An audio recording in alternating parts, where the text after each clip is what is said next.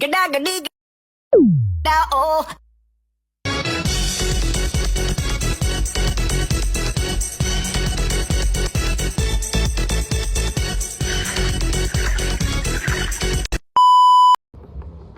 Assalamualaikum warahmatullahi wabarakatuh. Halo semuanya, perkenalkan nama aku Bunga Maura.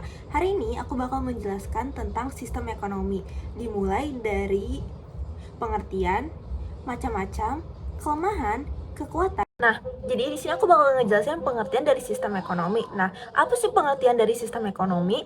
Sistem ekonomi adalah suatu cara atau tuntunan yang digunakan suatu negara atau masyarakat yang gunanya untuk mengatur kegiatan produksi, distribusi, dan juga konsumsi barang dan jasa dengan guna mencapai kemakmuran dan kesejahteraan dengan melalui aturan kebijakan-kebijakan tertentu. Kita lanjut ke penjelasan macam-macam sistem ekonomi yang pertama, yaitu yang tradisional.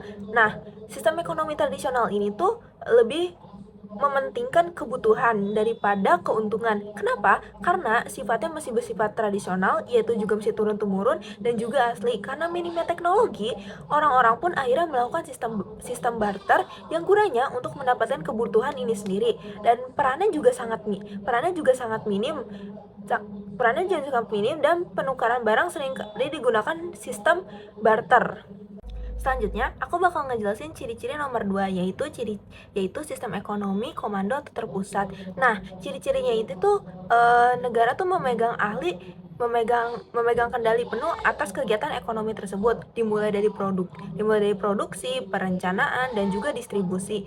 Nah, peran negara ini membentuk apa yang diproduksi dan bagaimana barang itu didistribusikan. Semua alat produksi yang dikuasai oleh negara itu sendiri. Sekarang lanjut ke pembahasan yang nomor 3, yaitu sistem ekonomi pasar bebas atau liberal. Nah, ciri-cirinya sendiri ini tuh kegiatan ekonomi itu dipegang penuh oleh perusahaan itu sendiri.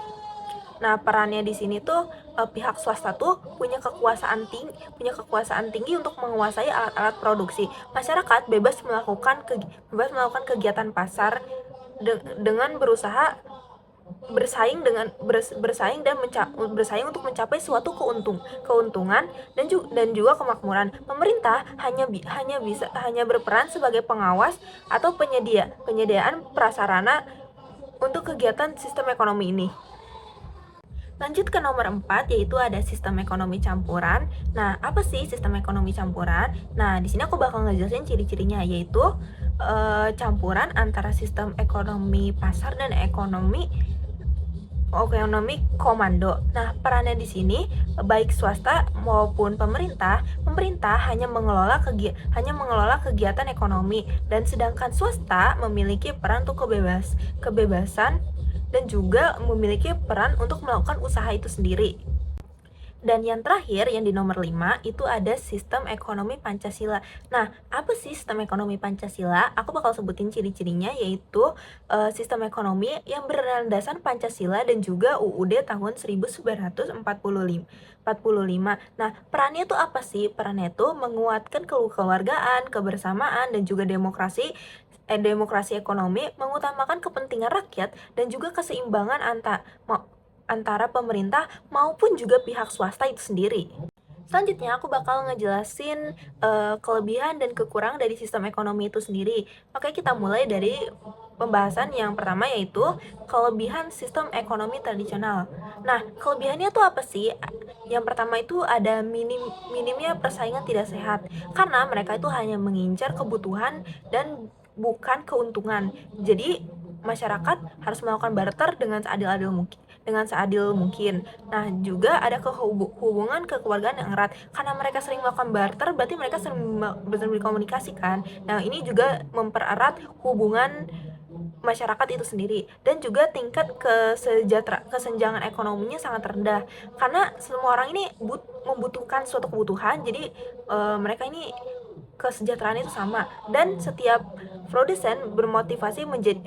orang bermotivasi menjadi produsen, karena jadi orang ini berlomba-lomba untuk menciptakan suatu inovasi agar menjadi produsen itu sendiri. Jadi banyak nih yang barter nih ke mereka nih kalau mereka menciptakan suatu inovasi.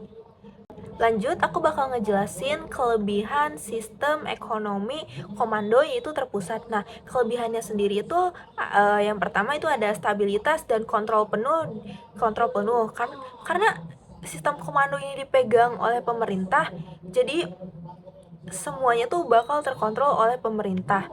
Nah, dan poin yang kedua itu ada kemampuan mengatasi masalah ekonomi.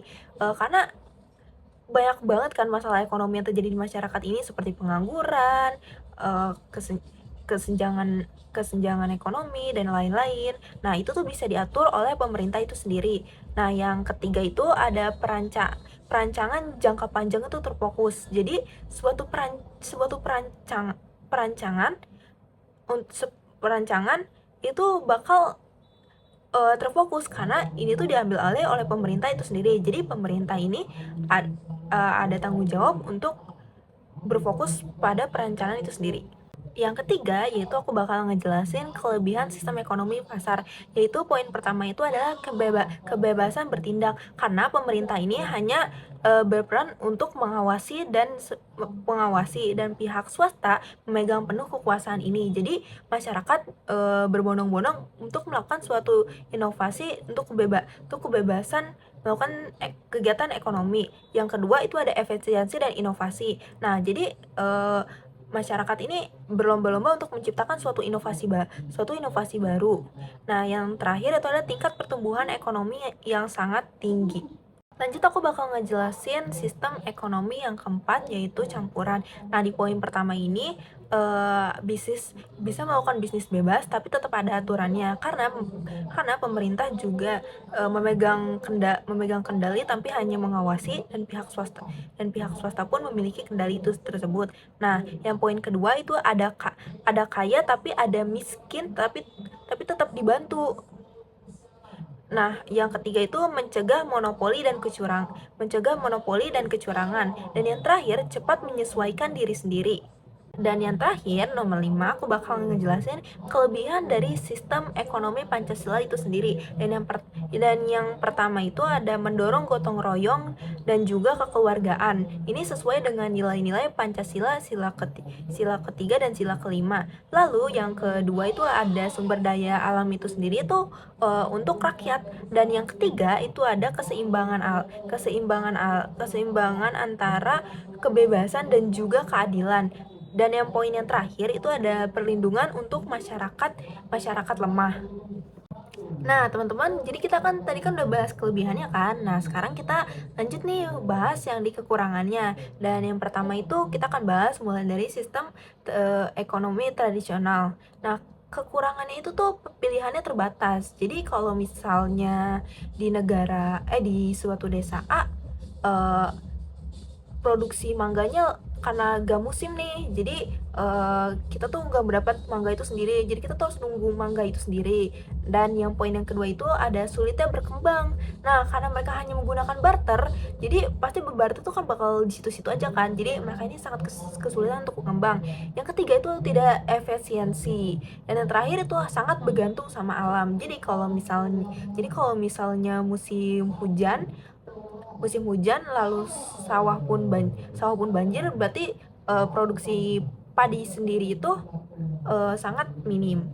Bakal ngejelasin kekurangan sistem ekonomi komando atau terpusat, yaitu yang pertama itu ada pilihannya terbatas karena pemerintah ini tuh memegang penuh kegiatan produksi ini, jadi pilihannya tuh sangat terbatas.